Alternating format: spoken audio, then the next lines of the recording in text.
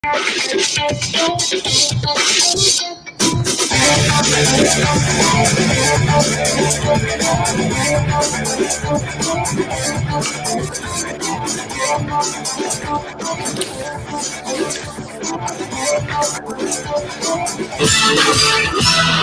to experience the strongest radio allowable by law.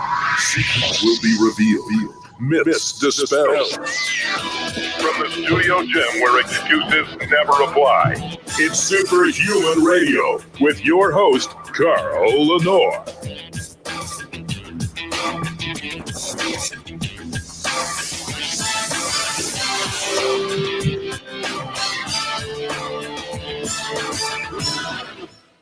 Welcome back to another episode of Superhuman Radio. I had to put a new microphone in today. Believe that? A microphone I had for 14 years. It's finally died on me. There you go. We have a good show today. I'm going to be talking about hydration throughout the entire show. And we're going to talk about a study that was just published, talking about why it's even more important for us older guys, especially us older guys who train hard.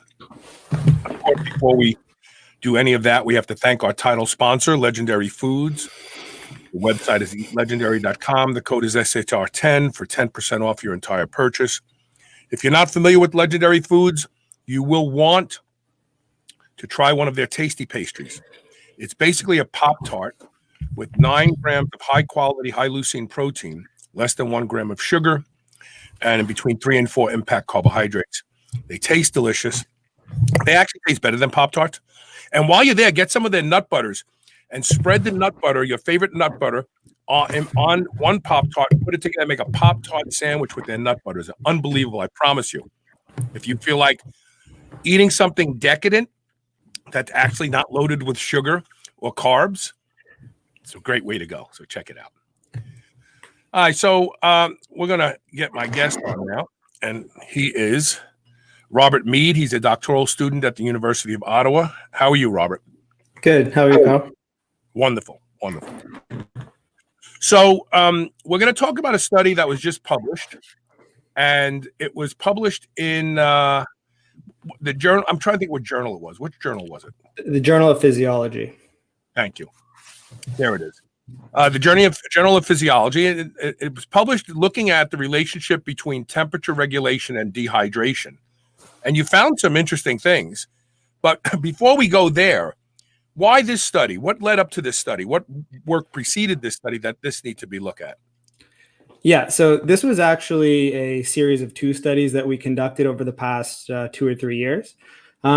Essentially, when we think about dehydration and body temperature regulation, we know from work dating back years and years, mostly done with the U.S. Army, that as we become dehydrated, what we see is our ability to lose heat and regulate body temperature is adjusted. Why this is thought to occur is if we are becoming dehydrated, if we let our body run a little bit hotter, it kind of makes thermal regulation a bit more efficient. So what we can basically do is sacrifice a bit of body temperature regulation so we can preserve fluid. We don't need to sweat as much. But most of this work had been done up until this point in younger adults, kind of either in a military or a occupational worker context. And we really didn't know if this kind of these same mechanisms translated to older individuals. So in this first study, which was published in 2019, essentially what we did was we had groups of young and older adults come into the laboratory. They walked on a treadmill with a poncho on until they lost around 4% of their body weight, which worked out to be about 7 pounds. So quite a large dehydration. And then we have a specialized device, and we can get into it in a couple of minutes. But in our laboratory, we can measure exactly how much heat someone is dissipating from their body. So we completed the trial, or each group, completed the trial once when they were hydrated or adequately hydrated, and once when they were dehydrated. And what we basically saw was in line with previous work, the younger adults, they lost less heat and they got hotter when they were dehydrated, but we didn't see this reduction in the older adults. So even though when they were adequately hydrated, they lost less heat than the younger adults, because as we get older, our regulation of body temperature becomes less efficient. There was no sort of this adjustment that we saw when they were dehydrated. Now, in the study that was just recently published, essentially we wanted to kind of probe a little bit deeper into why this may be occurring. So when we become dehydrated, there's two things happening. Specifically, when we become dehydrated from sweating, there's different kinds of dehydration. But as we sweat, we're losing fluid from the body, and that's lost mainly from the blood.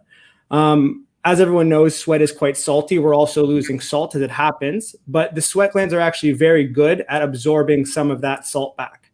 So not only are we seeing a reduction in blood volume, we're also seeing an increase in the saltiness of our blood, or the osmolality, as we've measured in this this study. And this basically just, for lack of getting it too far into it, represents how the electrolyte content of fluids in the body.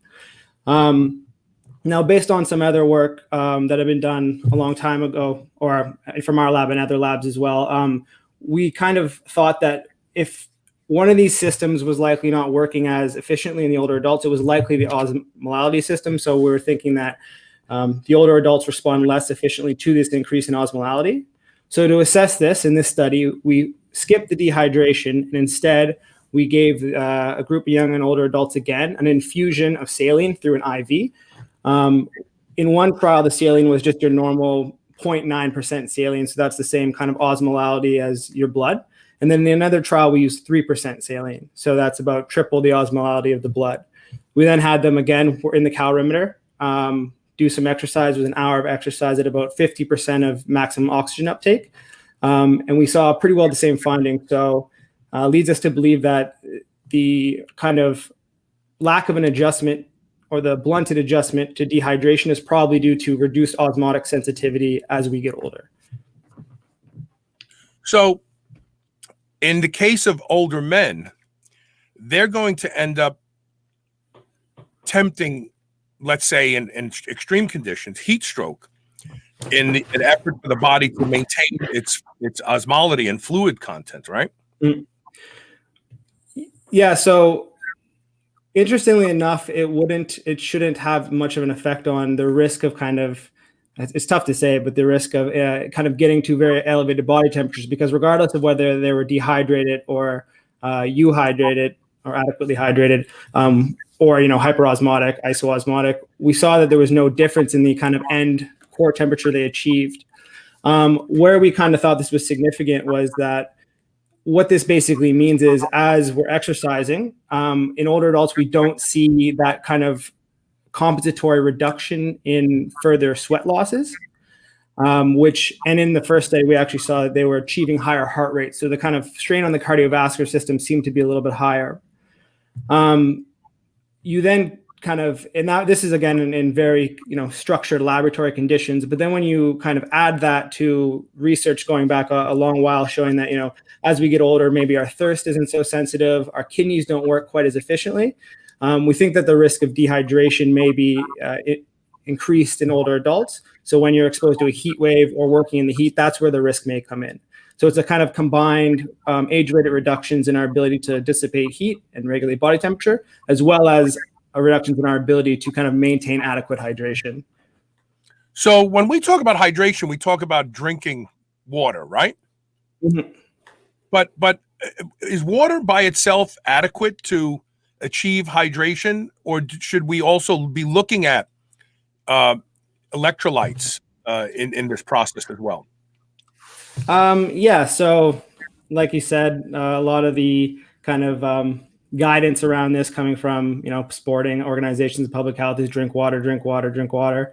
A big part of that is because, like I mentioned, as we're sweating, we typically are losing water in greater proportion than we are salts, sodium, potassium, that sort of thing from the sweat.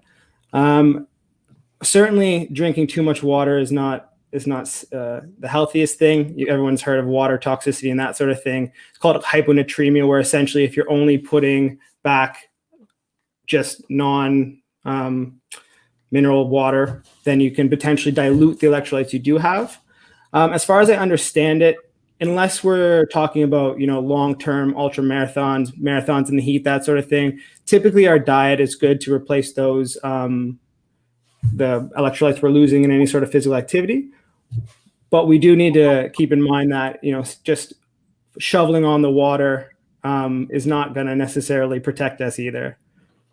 So we have a viewer whose security settings won't let their Facebook name come through.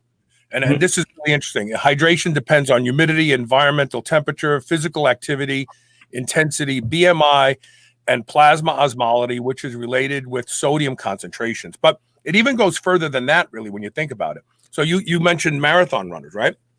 Mm-hmm. Marathon runners shouldn't drink too much water because their kidneys actually undergo a blockade process at some point, and the osmolality of their blood can change dramatically. We've heard stories about marathon runners drinking too much just water, not like a sports drink with electrolytes and stuff like that, and literally passing out because of the change in mineral ratios or electrolyte ratios in their blood. So when we talk about hydration, this is a multifactorial process. It's very hard to give guidance and say, well, for every hour you train, drink, 2 ounces or 6 ounces. You can't, because how hard are you training? How much are you sweating? I read a study once that showed that athletes, depending on the environment that they're training in, can lose up to 2,300 milligrams of sodium per liter of sweat. That's a lot of sodium. And on top of that, if you look at how much you can sweat, there's evidence that you can sweat anywhere between 2 and 5 liters of sweat in a single 1 hour training session. Again, depending on the temperature of the environment, how hard you're training. So when we talk about hydration, it's hard to give guidance, isn't it? Absolutely. There is kind of an ongoing debate in the field. There's just kind of those two camps, like you had mentioned. There is the camp saying, you could potentially have reductions in performance if you're not adequately hydrating. And there is evidence to support that. There's also the other side where, when you're in a situation, heavy work, like a marathon, like you said, your body is kind of set up to preserve fluid, but there's other things happening as well. Another big thing with marathon running and hard work, and especially in the heat, is that we have a reduction in kind of flow to the gut, and too much water loading on. I'm sure many people have experienced this, but you can not feel so good in the stomach when that happens. Yeah, it just sits there. It doesn't move. Yeah. So there is a lot of... you can actually hear it sloshing around as you're moving sometimes. Yeah. So there is a lot of different factors to consider. And like the viewer had mentioned, all of those factors, obviously, if it's hot outside, we need to sweat more. If it's humid, the sweat we are sweating is not evaporating, so it's not actually contributing to thermoregulation. The larger we are, the more weight we have to carry around, the more heat we're producing just from that. So it's very hard to kind of give targeted guidance on how much we should be drinking. You couple that as well with our ability to actually what you would call spot check hydration status. So a single measure you give to someone, you say, is that person hydrated or not, is not very good. So yeah, it's kind of one of those things that when we talk about it, there's a lot of kind of confusion and conflicting information out there for sure. Now, is it just enough? Is it adequate enough to just say, well, when you're thirsty, drink more water? Or do older adults present some sort of unique situation in that area? Yeah. So there is that kind of, notion that as we get older, we tend to be dehydrated more. This is I wouldn't say a myth, but it's a little bit, it's not that easy. Essentially, what you do see is if you have older adults admitted to a hospital, or those, living in care homes, for instance, with, certain neurological diseases, they do tend to kind of be dehydrated often. But if we age and we don't develop any of these conditions and we're active and that sort of thing, like the gentleman behind me, we don't see that kind of same dehydration in just everyday life. Typically, older adults maintain hydration adequately. Where the kind of trick comes in is that as we age, even what we'll call healthy aging, we do see that our ability to replace fluids when we lose them is it lags a little bit. So it might take longer for us to regain that state of hydration. Now, where the research kind of needs to go in our field for sure, or my field, I guess, with the heat stress, is that does that place someone at risk during prolonged activity?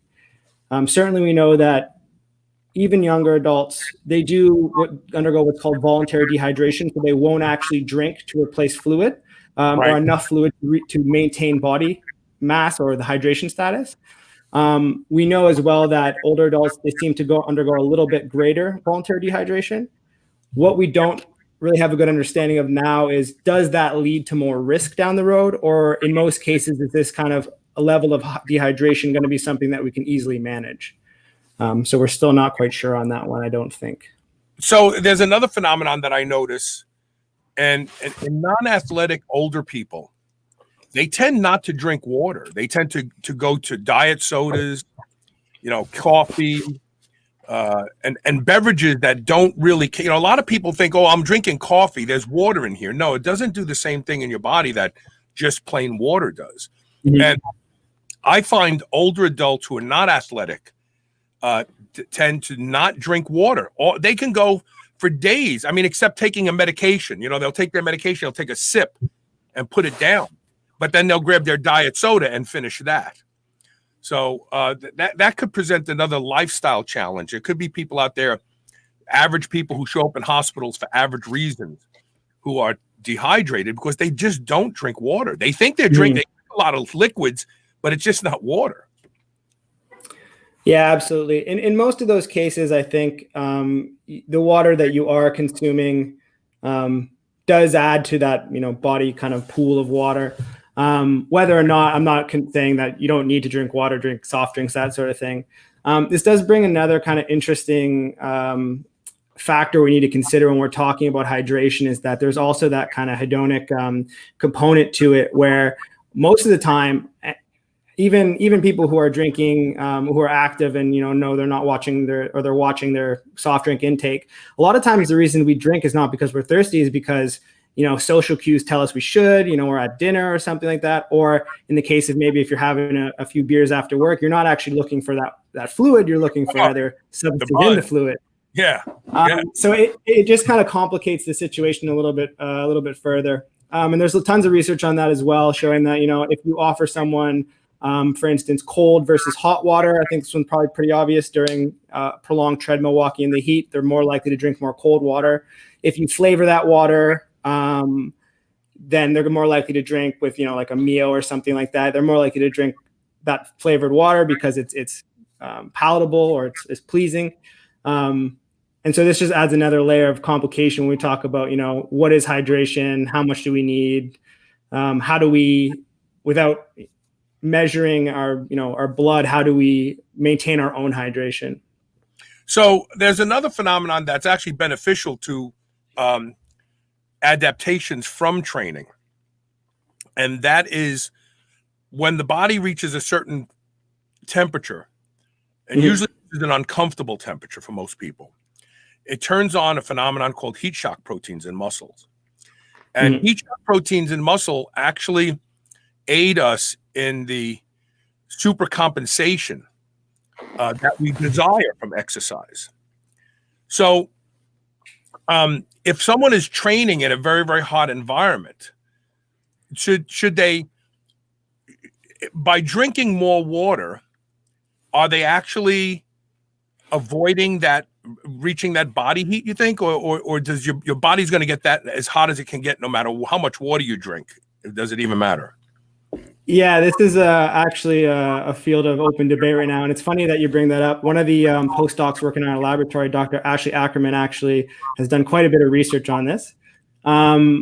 This, though, is another field where there's just so much. The thing with studying this kind of factor is it's really hard to because all these systems are interrelated, to tease out the bits. I don't think there's a good information on it right now. When we're talking about adapting to any sort of stress, the thing we got to consider with the kind of competing influences of exercise and heat is, in one case, we say, okay, maybe if we become dehydrated, we're going to get hotter, and that might kind of spur on that heat shock protein response. On the other side of that coin, if we become dehydrated and maybe we're not able to exercise quite as long, or we want to stop earlier, we're not necessarily getting the actual training time in, which of course will also drive that response. So right now, I don't think there's much consensus on, is it better to be dehydrated or keep your fluid maintained? But you'd have to talk to Dr. Ackerman about that, I think. Let's take a minute to take some comments and questions from the audience. David Ellison said, "Happy Thanksgiving to Robert. You're in Canada. This is your Thanksgiving." Yeah, happy Thanksgiving. Yeah, happy Thanksgiving to you.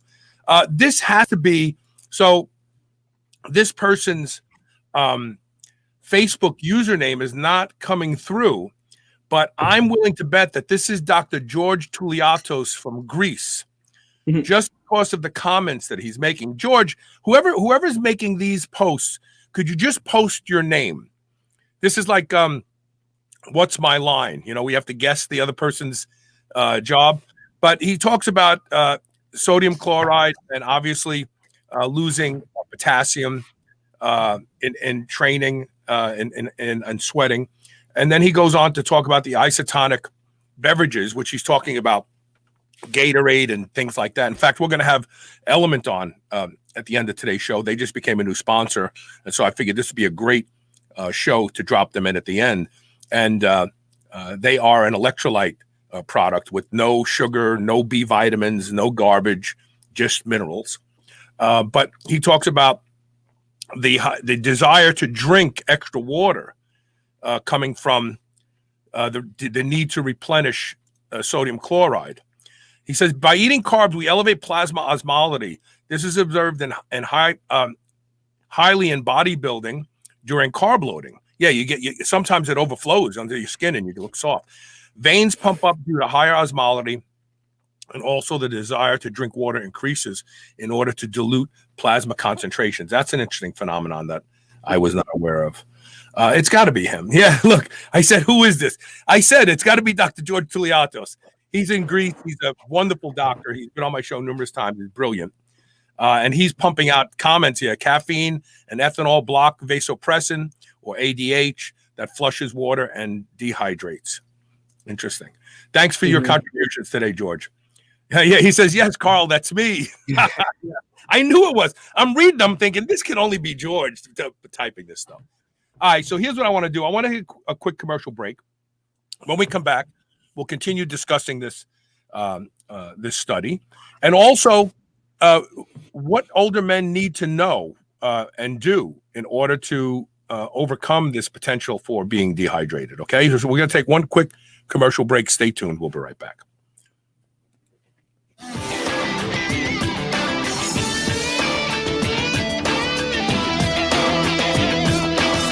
Mind Bullet is a kratom product derived from the coffee family to boost energy and creative juices. Mind Bullet comes in both pill and liquid form for the ultimate pre-workout supplement. When needing a little pick-me-up or to get through the morning fog, Mind Bullet will set your productive course fast. Go to shrnetwork.biz/mindbullet, all one word, today, and save 20%. No subscription required. That's shrnetwork.biz/mindbullet. Get yours today.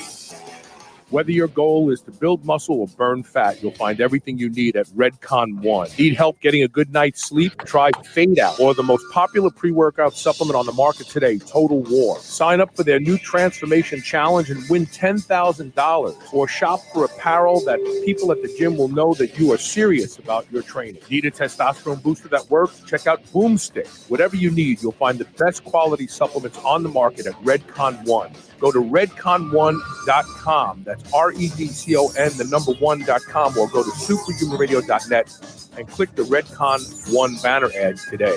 I love beef. And if you love beef, listen up. I've discovered the best tasting beef in the world, and that's not an exaggeration. at Piedmontese.com. The Piedmontese breed is famous from Italy for being lean and unbelievably tender, with half the fat and calories of traditional beef. Even typically tough cuts are tender when it comes from the Piedmontese cows. And for the first time ever, Piedmontese cows are being raised here in the USA. Get 25% off all beef and free shipping on orders of $100 or more at Piedmontese.com with code SHR. Go to Piedmontese.com and use code SHR today. You will never eat any other type of beef ever again. You've heard me talk about the chill pill on the show and how effective it is at helping people who suffer from social anxiety, or sometimes when you just want to take the edge off to a long, stressful day. Well, listen to this story from Dylan Goutreau. Definitely takes anxiety away, which I have a long history of having. Started out at 2 milligrams a day of Xanax. That was at 8 years old. And so I stopped using benzos 3 years ago. Extremely difficult. Yeah, so I spent about 3 years trying to find anything and everything I could that would be healthy for me to help with anxiety. Because I'm talking, full out panic attack. The chill pill was the first thing that I found that actually in the middle of a panic attack I can take, and it definitely subsides. Go to drseeds.com. That's DRSEEDS.com. Use coupon code SHR and save 20% off your first bottle of the chill pill. Check it out. I promise this is one supplement that delivers.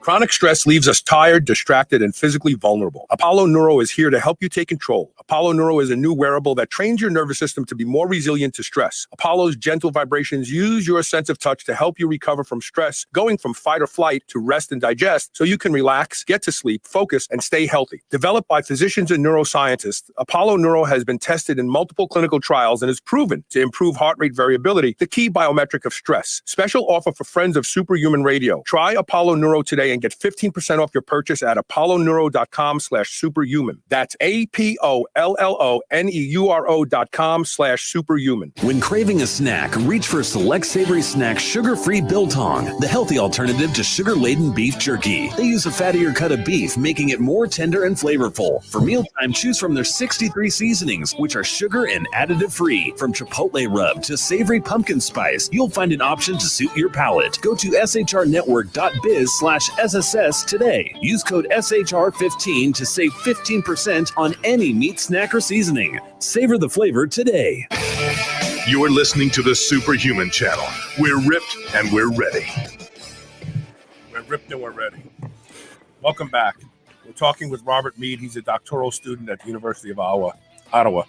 And we're talking about hydration and especially older individuals, which tend to probably be more dehydrated because they don't drink enough water, and perhaps they don't get enough of the important electrolyte minerals in their diet.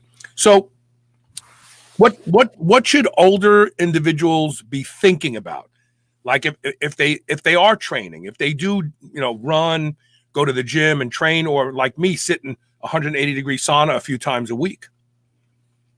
Yeah. So in terms of hydration, obviously the big kind of takeaway from this research, as well as a lot of the research that preceded it, is that we may not, as we get older, have the same ability to sense how dehydrated we are. So that means we might need some more external cues to kind of replace water.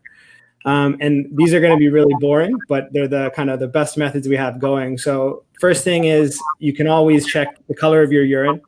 After a long day or in the morning after a long training session, when there's enough time for kind of any sort of differences in fluid regulation over the day to kind of show up in the urine. If you're waking up and your urine is extremely dark, probably means that you need to take in a bit more fluid during the day. What really easy one to do, if you're training at the gym or you're running from home, is just measure your body weight before and after. If you normally sit around 175 pounds, you should try to maintain that. You come home and you're maybe 170 pounds. That maybe not right away, but over at least before the next training session, you should try to put back that water. And in terms of really hard training sessions, and this goes for more than just dehydration, for work, or especially if it's hot out, a lot of times we say just using the buddy system, having a training partner who kind of knows your normal energy levels and how you normally act. And if they notice anything is out of the ordinary, then that might be the time to call it for the day, or seek medical attention if necessary. Unfortunately, there's no real no real silver bullet. It's just you got to be diligent and watch your fluid levels, essentially.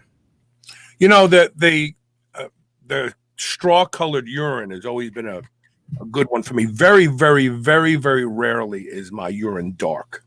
Mm-hmm. It's always that. It's not yellow, like clear yellow, but it's always that straw color. And for me, that tells me that I'm drinking enough water. But I've been actively drinking water for decades now because I was a hard training athlete for much of my life, and I'm still hard training for my age. I don't squat and deadlift what I used to. That doesn't mean I couldn't if I trained back that, for that purpose. But I mean, I'll drink 3 of these in a show just because I get thirsty and I want to drink. But there was a study we discussed on this show back in 2008 that showed that even a 10% reduction in fluid in the body, which is the beginnings of dehydration, maybe that is frank dehydration, I forget what it was, caused a dramatic drop in strength. Because when we talk about strength, people don't understand this, but powerful anabolic steroids that impart great strength gains, like trenbolone, the way they affect strength gains is not through the androgen receptor, but the way they change the osmolality of how magnesium and calcium function. Like trenbolone is known to increase calcium channel activity like tenfold. It even makes your heart beat harder and faster. And so if you go to the gym one day and you think to yourself, man, I just don't have it. I don't understand. Like I got enough sleep and my calories are high. You may be teeter-tottering on being dehydrated, because when you're dehydrated, you will not be able to lift the weight you normally lift. You can't just muscle through it, because the electrical system that fires the impulses to make those muscle fibers contract, it's running on half a battery instead of the whole battery. That's basically what we're talking about here. So, dehydration, people write it off. I'll just drink some water later and I'll be okay. It can actually take you a couple days. A gallon of water without minerals in it, a gallon of water weighs close to 8 pounds. So if you go to the gym and train and you lost 5 pounds, you lost 2/3 of a gallon of water. Mm-hmm. That's a lot of water. Absolutely. So, what's the next step are you going to follow through with this research into something else? Are there still some unanswered questions here? Yeah, there's a couple of areas that we can kind of take it. The first is that even though we have these 2 studies, it's hardly kind of a open and shut case for this issue. So just take a step back and we can discuss the physiology a little bit. So essentially, like I was saying, what basically happens is as we become dehydrated, we have 2 different things happening. We have that reduction in volume and an increase in the osmolality, or the salt content of the blood, which is driven by as well glucose as well, but it's mostly sodium chloride. Both of these factors can potentially affect our ability to sweat, dissipate heat, and that sort of thing. In the study, by kind of manipulating osmolality, we were able to kind of just assess that osmolality component while controlling for that volume component.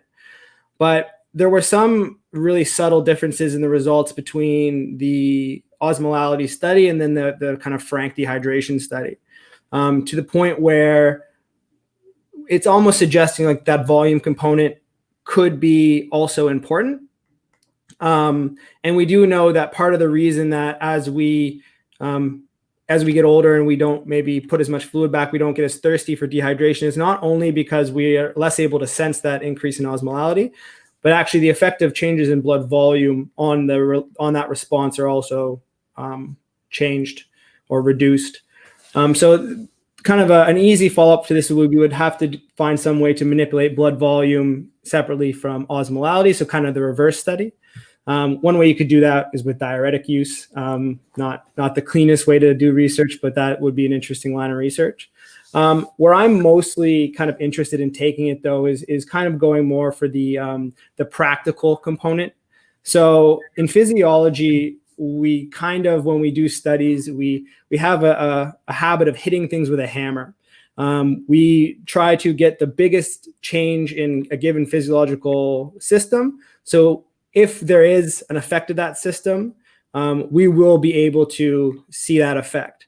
For instance, in this study with the osmolality, to induce the changes in osmolality, we saw the amount of sodium we were actually infusing into the body was about the equivalent of 40 standard sport drinks. So quite a large increase. What is often not done in physiology research, and I really like, it's actually a couple of researchers at the US Army call it this, is we never do what are called 4-minute ab studies.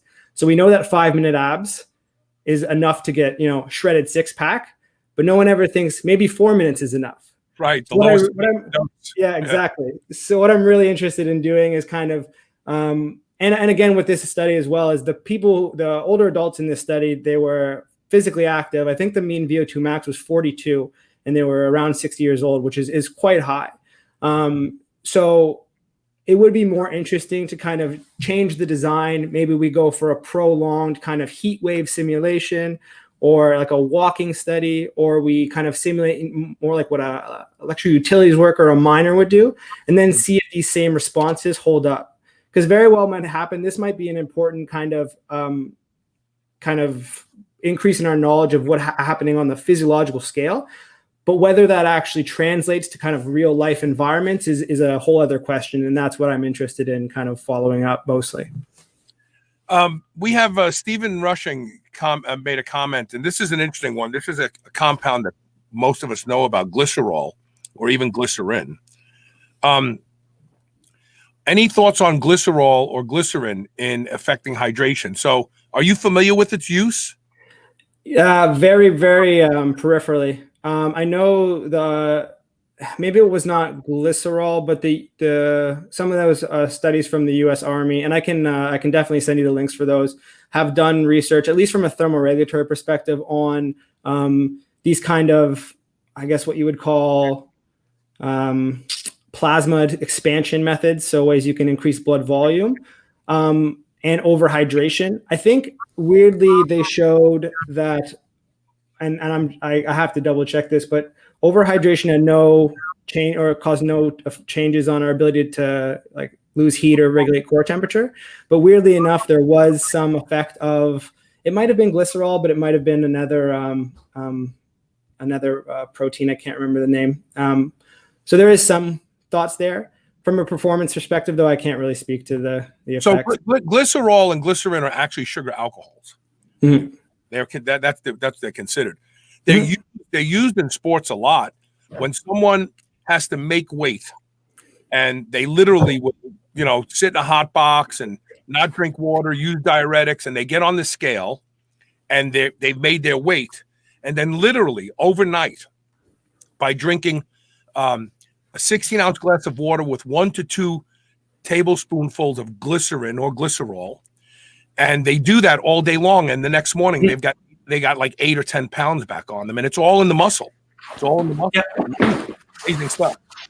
So a lot of guys use that. So while we're on it, just real quick, if you're one of those people who wakes up all night long to pee, try glycerol or glycerin. Seriously, you won't wake up in the middle of the night to pee. Your body will just hold the water. Yeah, this is actually how basically increasing osmolality of the blood. Essentially, that's what it does. Is it will pull fluid and help hold that fluid. We talk about osmosis and kind of osmotic pressure. I remember one of the comments a while back was on the sodium in sports drinks. Yeah. So the thought that those are isotonic is a little bit of a misnomer. They're not isotonic to blood, but isotonic to sweat. And it's not so much, I think, as far as I understand it, that they're designed to put back the sodium you're losing in sweat. Your body sodium stores is pretty large, and for the most time in our training, it'd be tough to really drive it down. But what it's actually doing is, if you drink just plain water, and I guess this is just another kind of area where this becomes confusing, you have all the water, let's say, enters the vascular system. You have a driving down of osmolality, and the body says, oh no, we're now hypoosmotic. We need to flush off some of this water. So by adding a little bit of salt, and it doesn't need to be too much, it just helps that or prevents that process from happening. So the water you are absorbing is not immediately being kind of processed for excretion. Right. That's interesting. And glycerols would be kind of the same thing. It would be kind of as far as I understand it, non-osmotically or kind of active, but still would just stay within the vascular system and help, any water you are taking in, and especially that because you've lost so much, you're trying to make weight, that sort of thing, will help it just stay where it needs to be to rehydrate and kind of increase that body weight. So the only pre-cutting levels. Right. The only individuals who lose weight and keep it off are jockeys, because I worked at the racetrack when I was a kid, and they would sit in the hot box and sweat out 5 pounds. But then they wouldn't replenish it. They didn't even know anything about electrolytes back then. And they'd get on the horse and they'd ride, and they wouldn't be as strong as they wanted to be on the horse. They would say it. They'd get off. They'd be dizzy, but they had to make weight. It's really fun. It's just another athletic performance venue that requires to lose body water quickly. Yes. So I actually did. I did a couple years of powerlifting, and you could either compete in a 2 hour after your weigh-in or 24 hours, and I would never do the 2 hours. There's no way. I'm trying to lift heavy weights after only having 2 hours to replace any body water loss. So. Right. Not interested in that. No, because you're not gonna be able to perform the way you want to perform. It's amazing. Mm-hmm. We're gonna take a last commercial break on this particular discussion, and then we're gonna be joined at the top of the hour to talk about an electrolyte blend, which fits nicely into this discussion. So stay tuned. We'll be right back with more Superhuman Radio.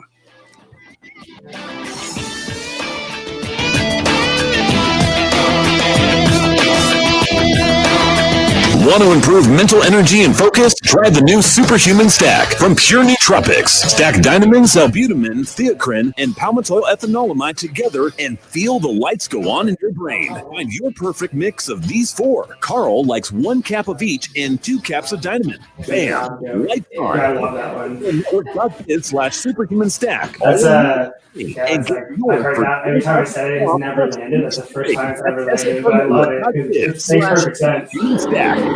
You've heard of revolutionary acoustic wave technology that improves your sexual performance. Been used in Europe for 20 years and has a 90% success rate of reversing symptoms of ED. Even if you're not suffering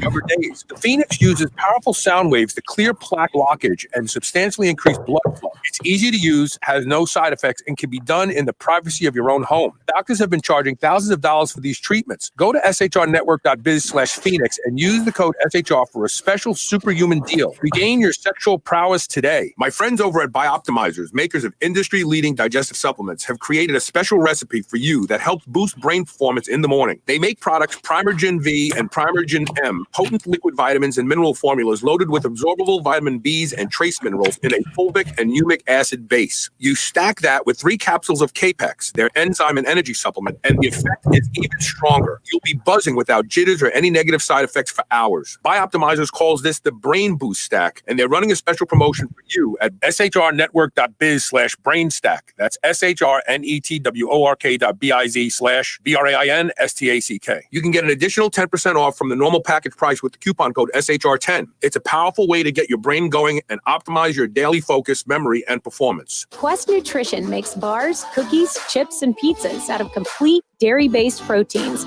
Our products minimize net carbs and sugar without sacrificing taste.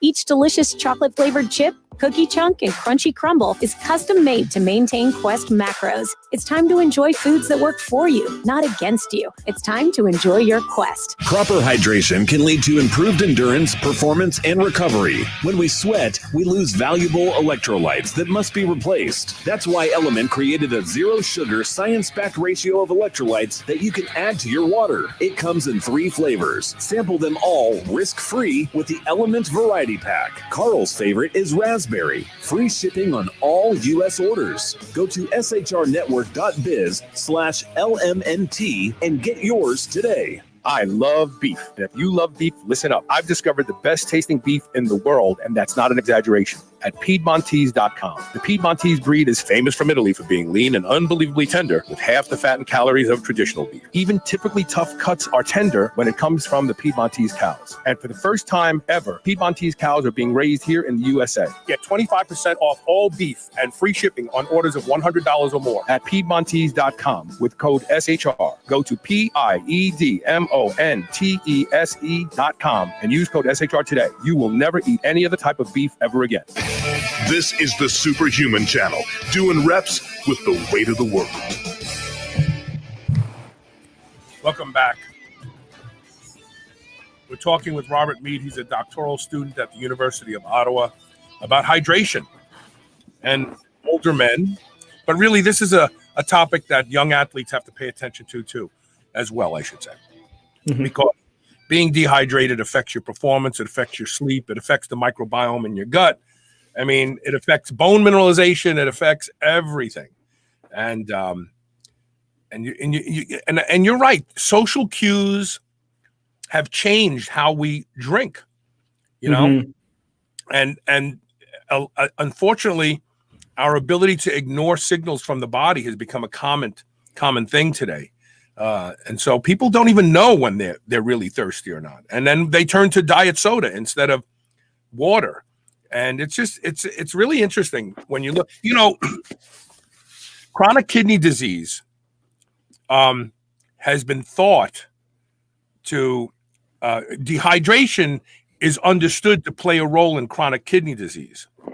However, it's changing now, the opinions of what is good for CKD and what's bad for CKD. It used to be that high sodium intake was shunned. No, you got to cut your sodium down so your kidneys don't work so hard. And I've had renal specialists on this show, and we've talked about this. The kidneys work the hardest when you're not getting a constant influx of minerals and water, because they have to then blockade and sequester electrolytes from escaping in the body. That's when they work the hardest. When is the dam working the hardest? When it's holding the water back. When they open up the spill wells, the dam isn't working hard because everything is just rushing out. So now they know that if somebody has CKD, they tell them to take 600 milligrams of sodium bicarbonate 3 to 4 times a day.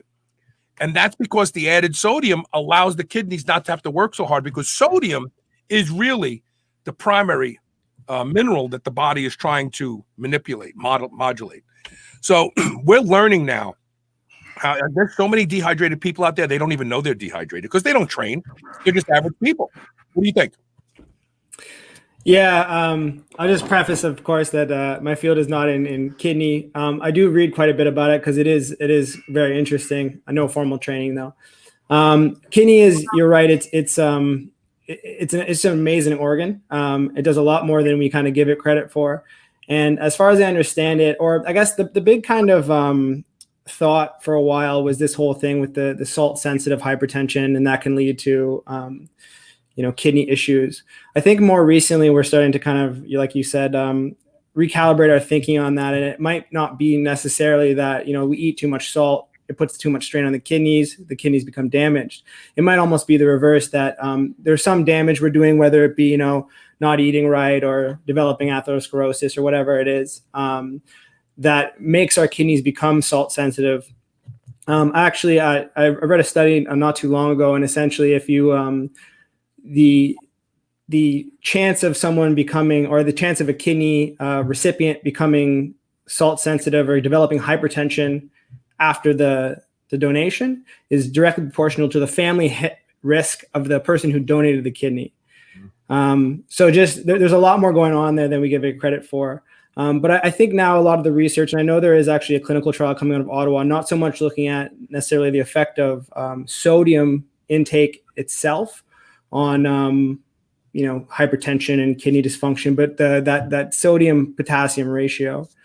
And just kind of it speaks to the broader point that, and we had mentioned this in the last segment, is that you're 65% water. All of the kind of biochemical reactions and all the nerve firing that's going on in your body is happening in this medium. So it plays a role in everything. It means it's very important.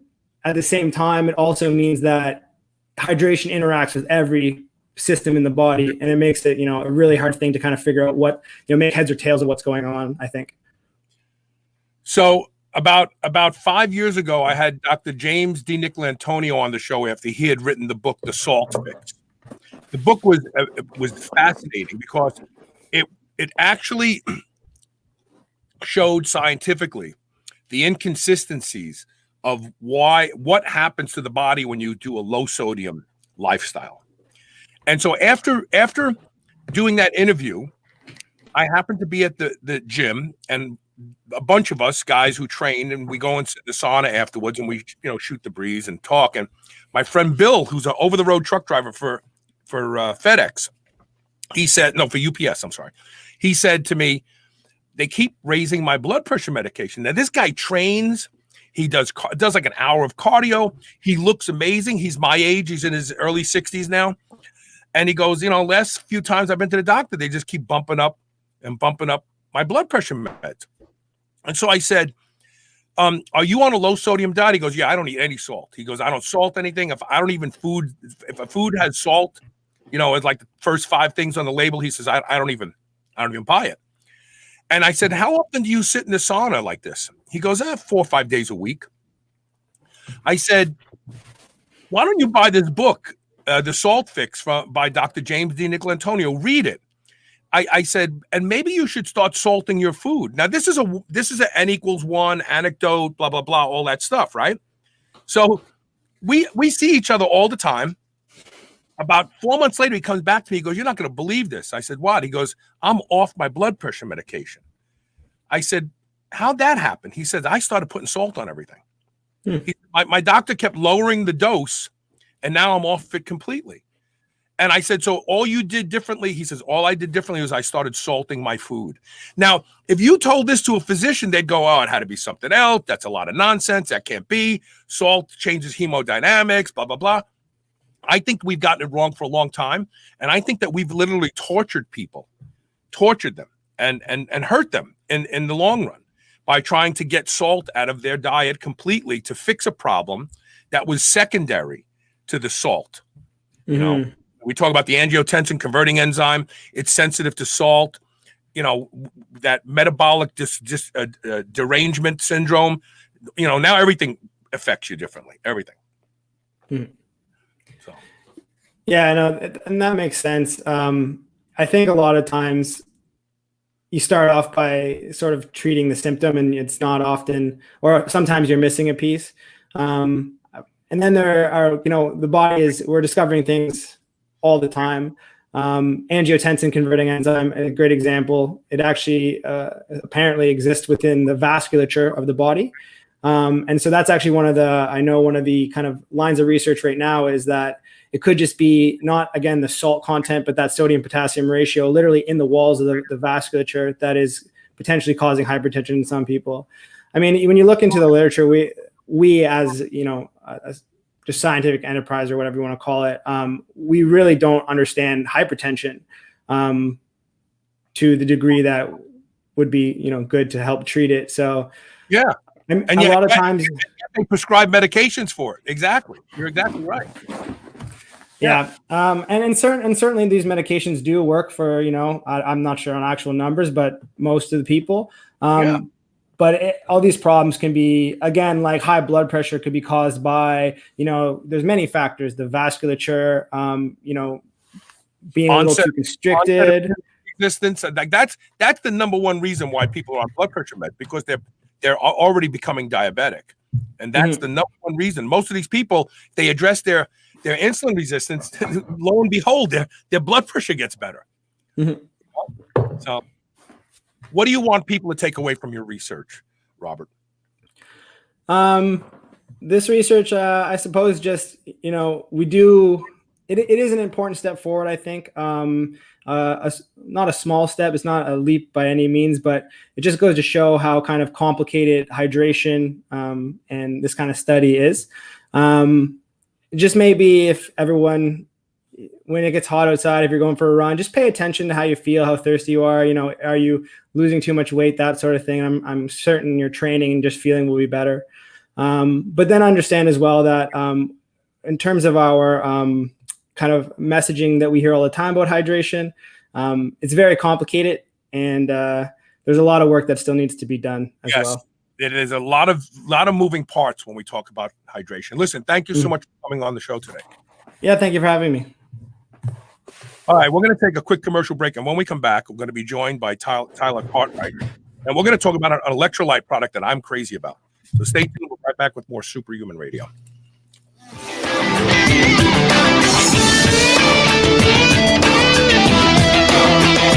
Do you remember those delicious toaster pastries you had when you were a kid? You know, the rectangular sugar-filled snacks? Well, guess what? Legendary Foods has just made low-carb toaster pastry. This is the first of its kind, and honestly, these things are amazing. They have 3 to 4 net carb, less than 1 gram of sugar, and 9 grams of protein. You can eat them right out of the wrapper or lightly toast them. The only question is, which flavor? Strawberry or brown sugar cinnamon? They're available at eatlegendary.com and Amazon. Everybody wants to feel better, be healthier and happier. If you don't sweat profusely on a regular basis, you won't feel as good as you could. Studies have shown the power of infrared sauna. Infrared penetrates 1 to 2 inches into the body. It helps those with back pain, fibromyalgia, arthritis, depression, and anxiety. Patients get relief from infrared sauna. The Good Health Sauna has been shown to be an exercise mimetic, conveying many of the same benefits. There are a lot of reasons people buy a Good Health Sauna, but the bottom line is you will be a much happier, healthier person by using the Good Health Sauna every day. You'll crave it, you'll love it, and it will be the best purchase you have ever made. Good Health Saunas provide commercial-grade saunas for in-home and commercial use, backed by the best lifetime warranty in the industry. Unmatched customer service and the best financing makes owning one easy and will fit any budget. Go to goodhealthsauna.com/superhumanradio to learn more and save 25% off. New Mass Pro Synthogen X2 just upped its own legendary game. To distance itself even further from the rest of the pack, Synthogen X2 now has double the key active ingredients. If you've ever wondered what steroid-like recovery feels like, Synthogen X2 delivers. See why others compare it favorably to powerful bodybuilding drugs at synthogen.com. Mass Pro Synthogen. When you train with it,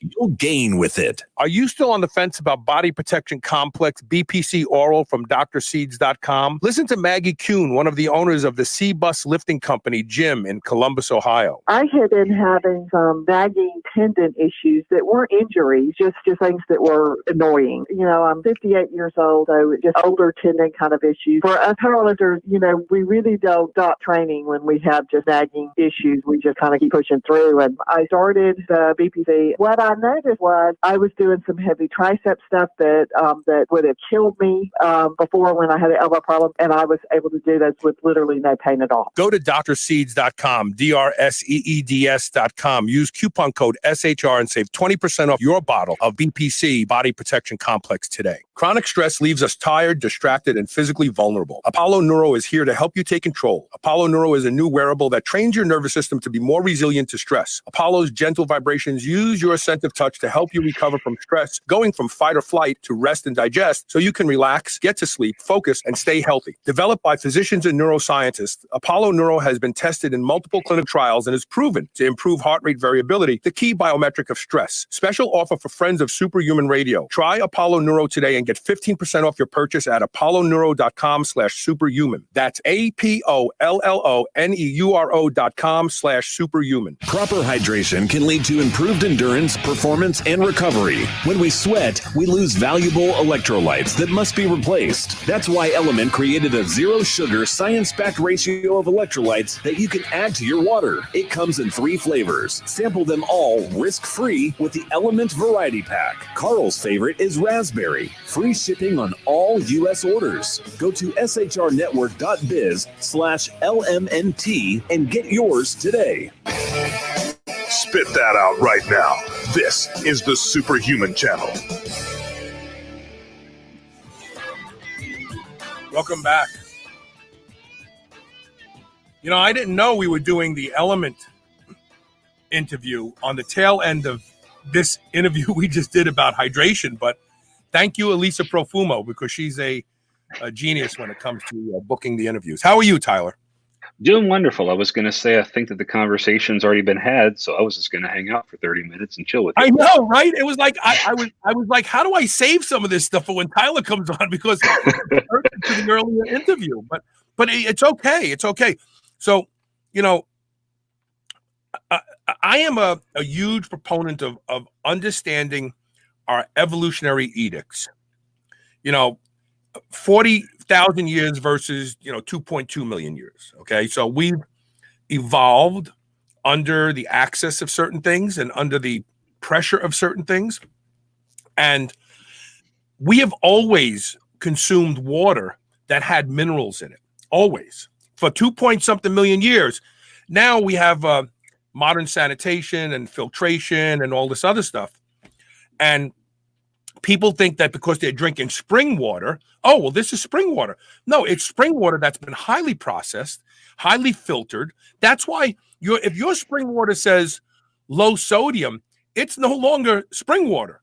Because we were in Ireland and we drank from a 6,000-year-old aquifer that they bottle water at, so we could see the label. I mean, there was sodium, calcium, magnesium, bicarbonates. There were all these minerals in there. And I got to be honest with you. I told Elisa, like, when I drank that water, I felt hydrated. If you could feel like I didn't feel like I was always thirsty every 5 seconds. Mm-hmm. And then you come to the United States, and I contacted Deer Park once, and they will send you their mineral chart. And it's all the mineral charts are 0 to either 0 or up to this.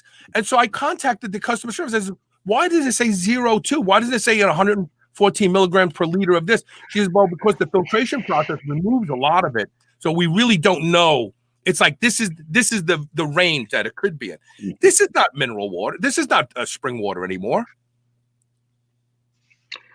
It really isn't. I mean, anything that we do to remove minerals, I mean, any filtration that we do, right, is going to take whatever was in the water out. In some cases that may be good, right? Pathogens and things that can kill us are wonderful to get rid of.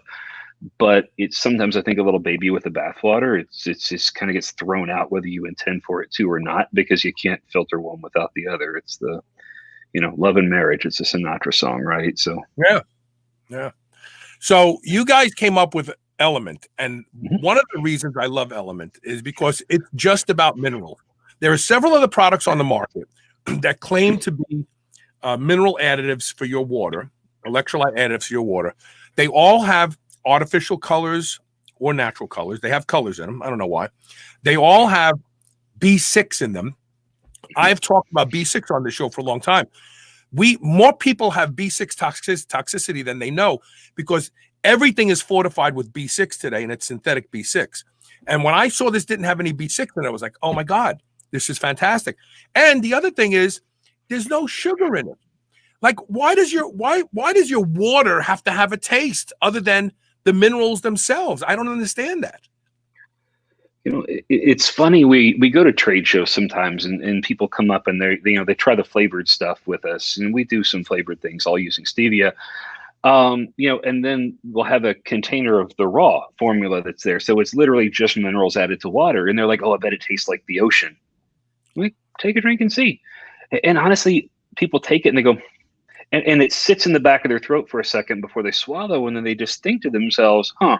And you can see the little hamster with the wheel turning in their forehead. Like, you just see like the light bulb is slowly getting brighter over their head. And they go, wait a minute, that doesn't taste overpoweringly salty.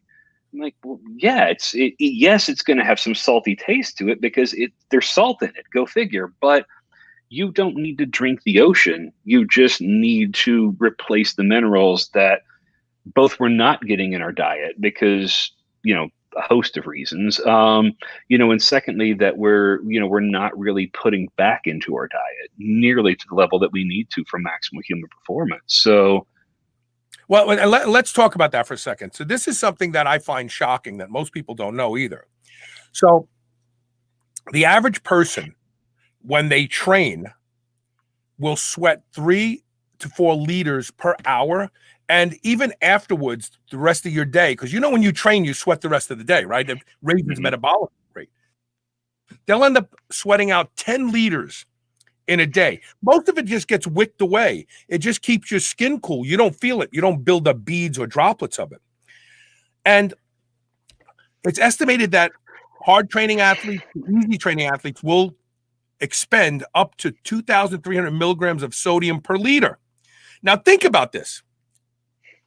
On every single stupid box of food, they recommend that you only get 2,200 milligrams of sodium a day. Is it any wonder that people are developing chronic kidney disease if they actually need 10,000 to replace what they went through, and they're giving themselves 2,000? And where is that sodium coming from? It's robbing it from bone mineral. You know, it's funny. Well, funny's not the right word. It's pissing me off is what it does. But this idea that we should just ignore the data, right? I saw like Alan Aragon in his research review last month, I guess, put out an article that's like, thank God somebody else is finally carrying this torch for a while. The clinical data on sodium intakes and relative risk and CVD risk show that in a range of about 4 to 6 grams per day for the average person, that those risks are at their lowest. They're at the trough of a J curve or a U curve with a really long tail.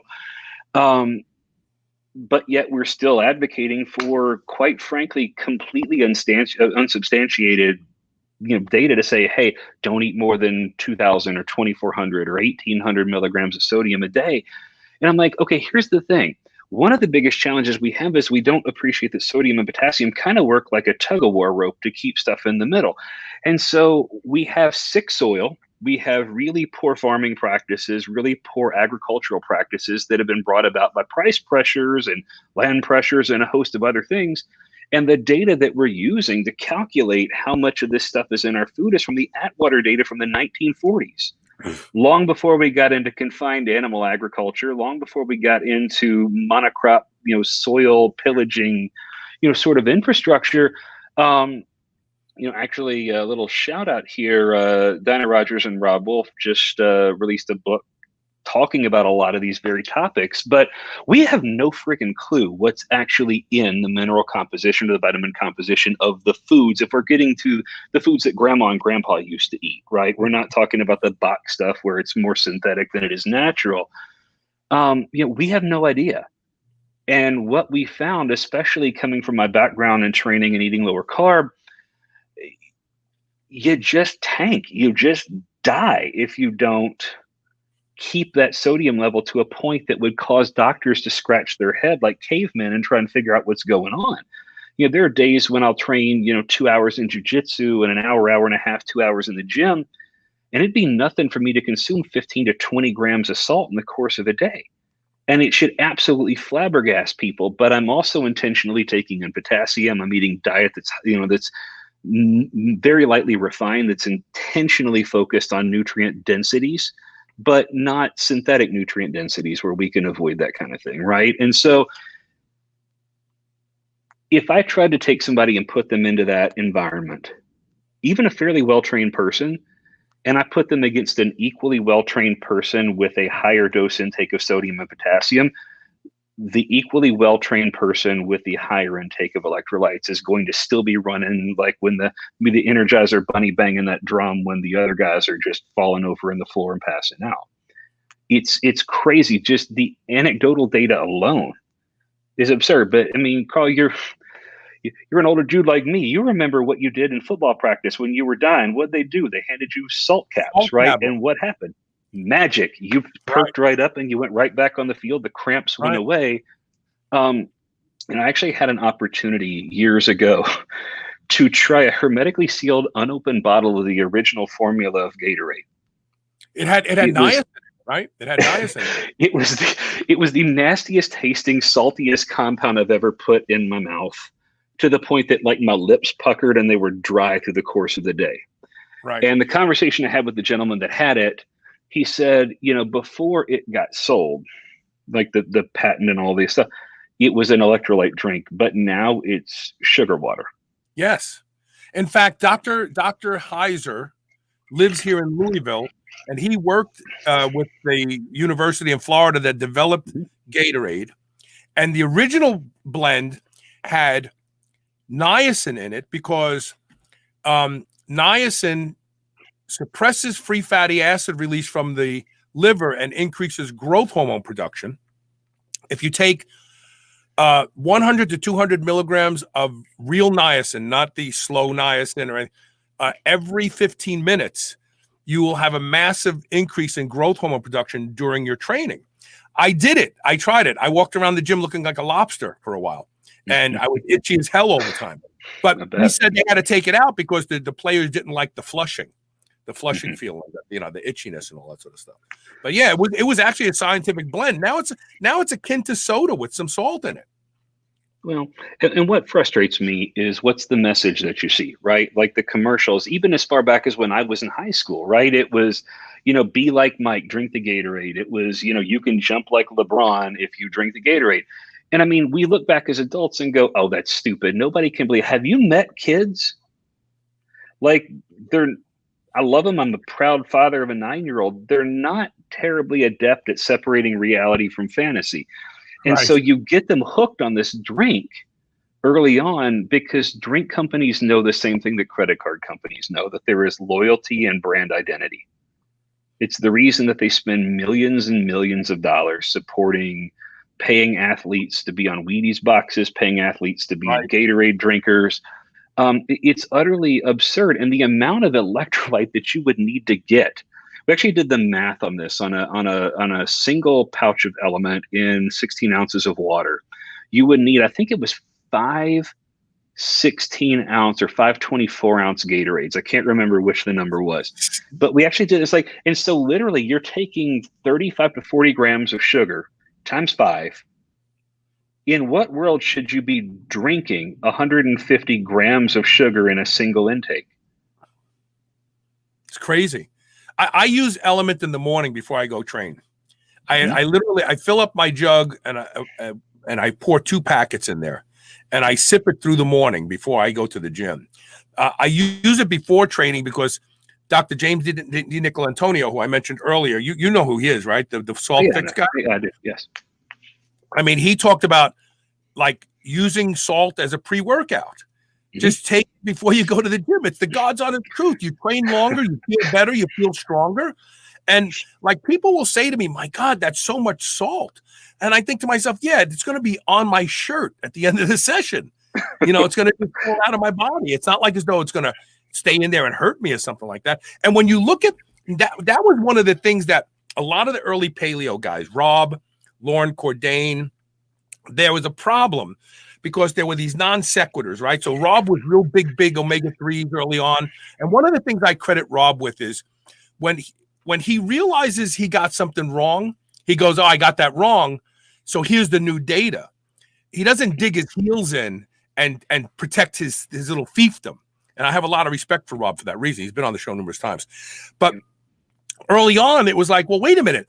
If I eat like this, if I eat like a caveman, I'm going to be getting 6,500 milligrams of sodium a day. Oh God, yeah. Wait a minute. So there was this disconnect between what modern dietary recommendations were and how our Paleolithic ancestors ate. But the reality is, it's because the modern dietary recommendations are complete hogwash.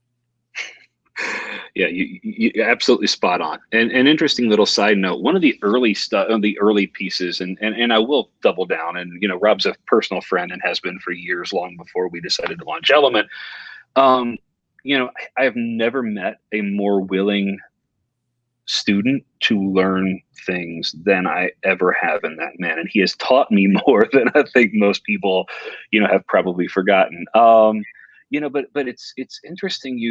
You look at some of the early recommendations, especially like Dr. Cordain, and I want to give a shout out that the guy was pushing the envelope of what was out there, but Paleo Man only ate lean meats and eschewed salt and mineral licks or mineral deposits. And I'm like, horse shit. I'm sorry, but there's no data from which you can make those conclusions. And, unfortunately, I think that narrative stuck early in paleo. And I think that when we consider modern lifestyles and how to apply paleo, if you want to go down that path, you do probably need to eat some leaner cuts of meat because you don't live with tapeworms and bacteria in your gut all the time. You don't live in an outdoor cave where you're being chased down by snakes on a regular basis and being exposed to 110-degree hot days.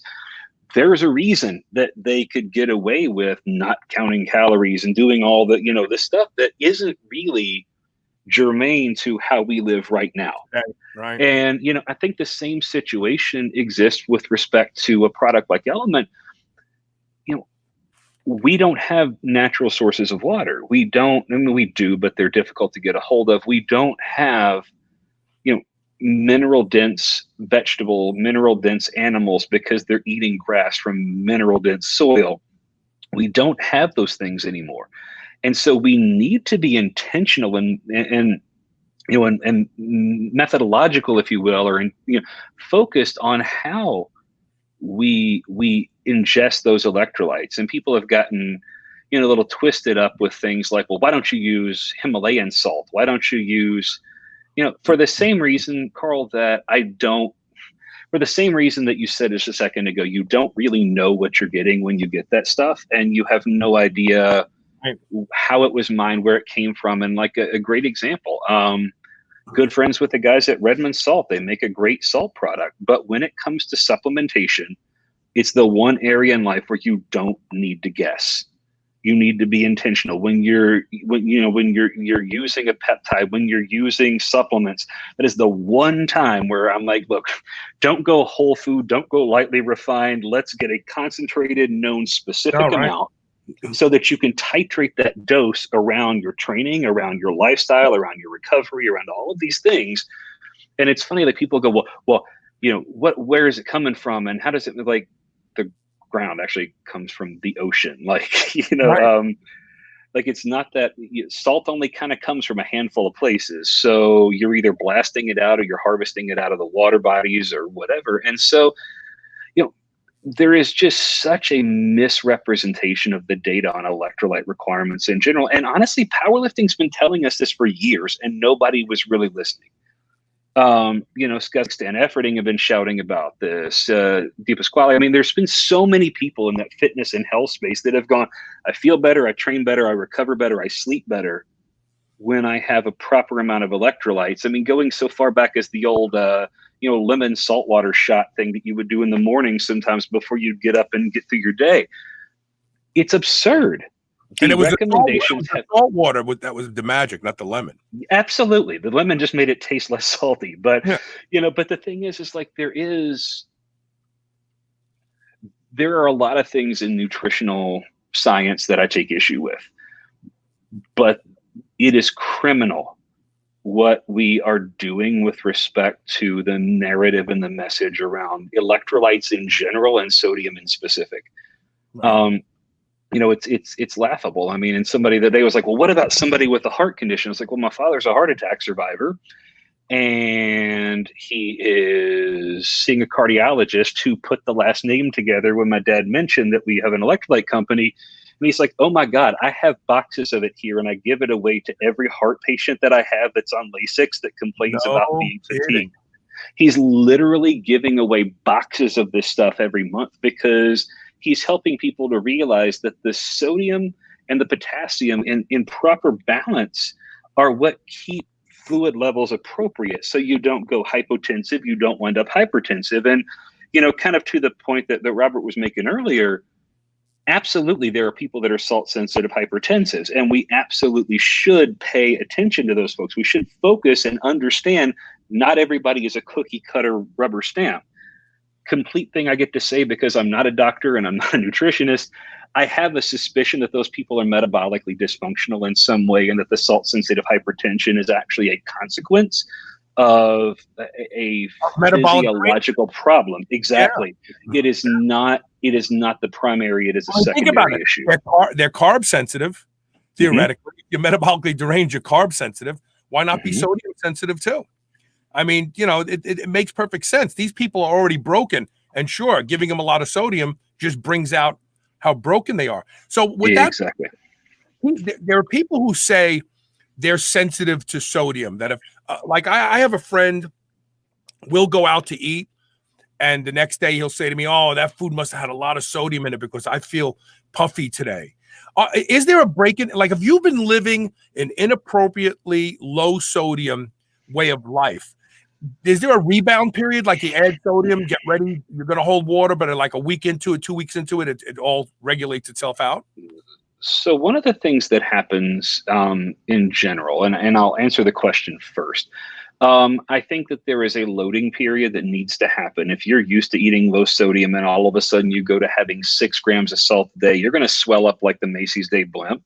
You're going to feel awful, and you'll probably spend most of the day in the bathroom. But when you start, it's like with anything, right? You don't, somebody's using TRT, if somebody's doing pellet therapies, if somebody's doing, whatever, you don't jump into the middle of jujitsu with nothing but black belts and expect not to get your butt kicked every time you come off the mats, right? You don't go into a powerlifting meet and compete four weight classes above your weight because you want a challenge. You're going to get destroyed. Right. The reality is you don't start going from 1,800 milligrams a day to 8,000 milligrams a day and wondering why they used to use salt water as an enema. You'll find out real fast what happens. Yeah. However, I think that what's interesting is if you look at the studies on non-deranged kidneys, right? So folks that are not suffering from chronic kidney disease, the amount of sodium and potassium that those kidneys can excrete over the course of even 5 or 10 minutes is absurd. It's in the range of about 20 grams. So just let that soak in for a minute and think about the implications when we say, oh, it's hard on kidneys to have 6 grams over the course of a day. And a lot of the swelling that I've noticed and a lot of the blood pressure issues seem to happen more when somebody is completely out of bounds in a relative relationship between sodium and potassium. Again, getting back to the point, they need to be kind of like 2 ends of a rope pulling everything to the middle. If you're eating 6 grams of salt and you're getting, 2 grams of potassium total a day, you're probably going to feel a whole lot better if you start upping potassium in your diet or finding ways to supplement more potassium. People do well in about a 1 to 2 up to about a 2 to 1 range as a general rule with coaching clients that we've had. But there are some folks who just blow out the sodium. I mean, I've got a client who's a runner who's, I think, at about 6 to 1. She's taking about 18 grams a day of salt right now. Blood pressure is almost borderline low. We're having to feed her additional carbohydrate just to keep her blood pressure from dipping down. When we first got to working with her, she was metabolically inflexible, PCOS, everything under the sun. And guess what happened when we gave her salt? She bloated up and her blood pressure skyrocketed. And, and she was like, oh, I'm done, I'm out.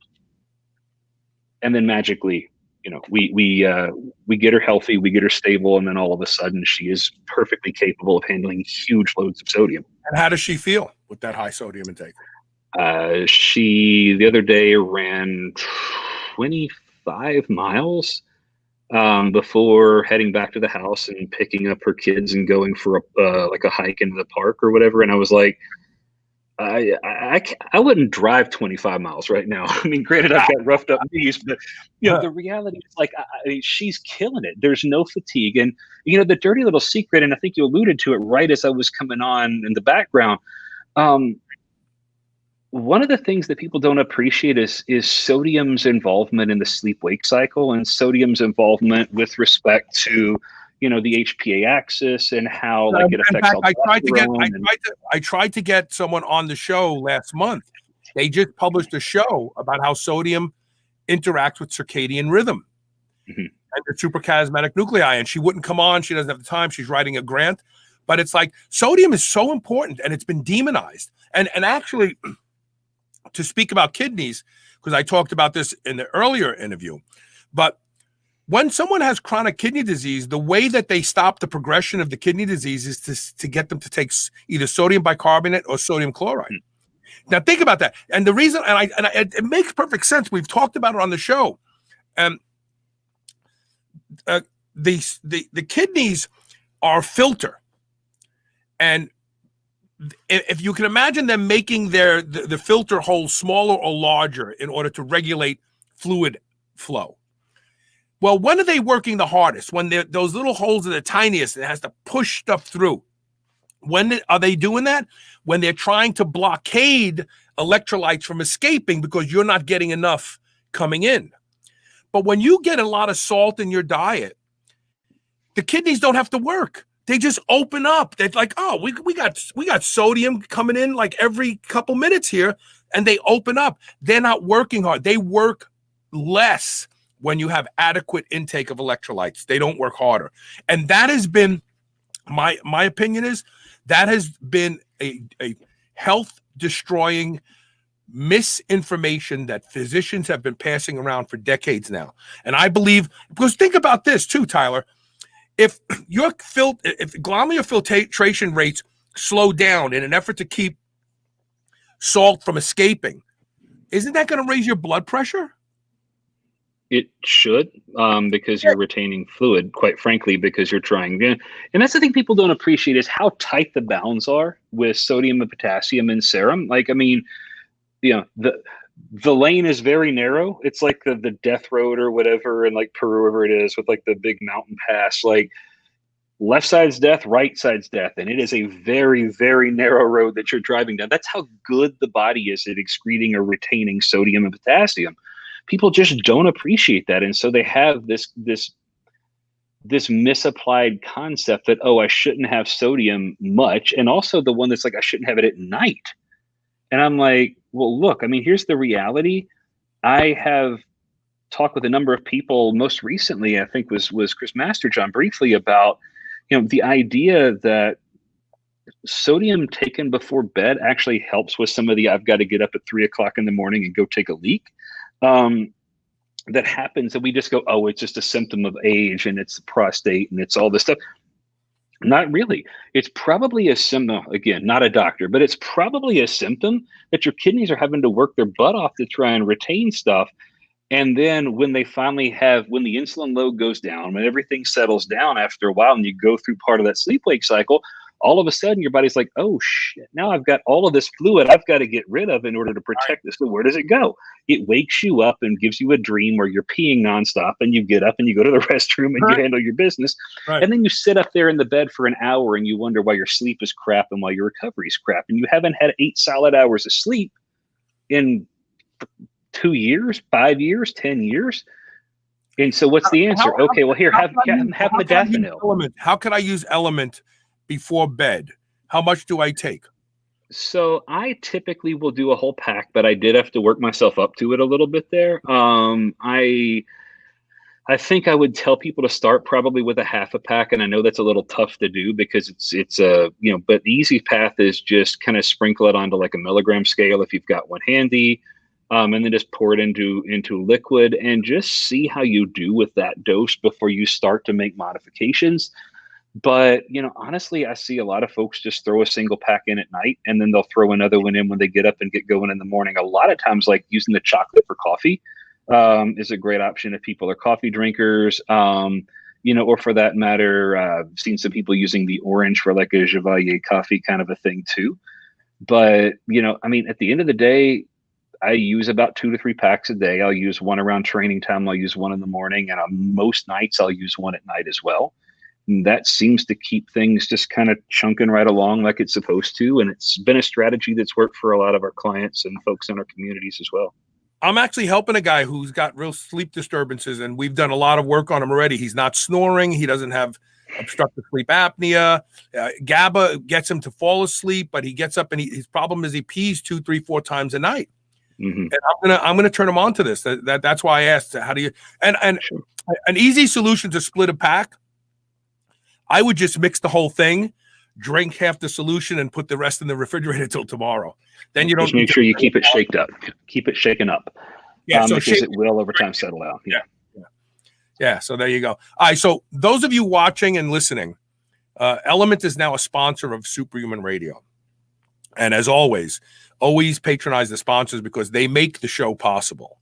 And if you go to shrnetwork.biz/LMNT, and that's all caps, capital LMNT, shrnetwork.biz/LMNT, you'll be taken to the website. This stuff is so ridiculously inexpensive that like trying to come up with a coupon code is nonsense. How do you guys handle shipping? So there's a couple of things we'll do for your listeners that are outside the U.S. We actually will do free shipping on orders over $100. We're just going to eat in the shorts. The thing they may see a charge, but it's actually that we're handling the duties and the import nonsense. We are actively working to try and grow localized presences in those countries just to give people a little bit of a break on that. With respect to folks in the United States, shipping is free, anywhere in the United States. So, we also have got a return policy that's as simple as tell us you hate it and we'll give you your money back. We've done not very many of those, I'll say it that way, over the last 2 years. But, we stand behind our product. And if you don't like it, just let us know. And all we've ever asked, we don't even want it back. Just give it to somebody you think might benefit or that might enjoy it and see what they think. And, a great option if you in a gym, if you're a jiu-jitsu guy, if you're a runner, whatever, give it to somebody that's in that sport. Give it to somebody that can actually use it and see what they think. I mean, I'd love to hear back from those folks. Yeah, and if you do try it and you like it or don't like it, email me at onair@superhumanradio.net. But I like the raspberry, but I'm starting to like the orange salt too. I like the flavor of that. You have some tropical flavors too, right? So we do. We actually, yeah. So my business partner is Luis Villaseñor, who's a Mexican gentleman, and we wanted to kind of have some fun and pay homage to the fact that a lot of the flavors that we enjoy were sort of Mexican infused, and so we ended up doing a combination for the chocolate salt, which is a little savory, but also we have a mango chili and then also a lemon habanero, which are both kind of inspired by, heat plus sweet or heat plus, plus that salty element as well. Mm-hmm. So I have been told, by the way, that for what it's worth, a lemon habanero sprinkled on watermelon is amazing. And 'tis the season for those late watermelons, just FYI. So might be worth a try for those of you that are watermelon folks. That's another thing. Can you season your food with it? Absolutely. We have folks with the lemon or the mango chili right now. There's been a bunch of folks on like Facebook and other places saying, I just put this on my chicken wings. Like I'll air fry chicken wings and I'll throw this stuff on there and it's freaking amazing. And I was like, I'm willing to try a lot of chicken wing flavors because I'm a chicken wing dude, but I just can't get my brain around it. But sweet and heat is really what a lot of chicken wing flavors carry, right? So it makes some sense. I've thought for a while. I will say I have used the orange in some Asian type dishes, and I've also used the citrus in like some Mexican meat dishes to give it sort of that lemon lime thing. Mm-hmm. But so there's a lot of folks doing just that, and also freezing them as like popsicles for the kids. Oh, that's a great idea. That's really, really a good idea. I like that a lot. Again, go to shrnetwork.biz/LMNT, and the LMNT are all caps, and try it. You will not be dissatisfied. Since I've given up caffeine, I've had to find new things to do as pre-workouts, and this is one of them. I love it. I love it a lot. I want to thank you for being a sponsor, and I also want to thank you for making time to come on the show today. I appreciate it, Carl. Thanks. Take care. And then tomorrow we have the Blueprint Power Hour, so be sure to tune in for that, where we will answer your questions about training, nutrition, drugs, anything that you want to talk about. And that's it for today. Thank you for watching. Don't forget, share the show, help some people get healthy and live longer. We'll see you tomorrow with more Superhuman Radio.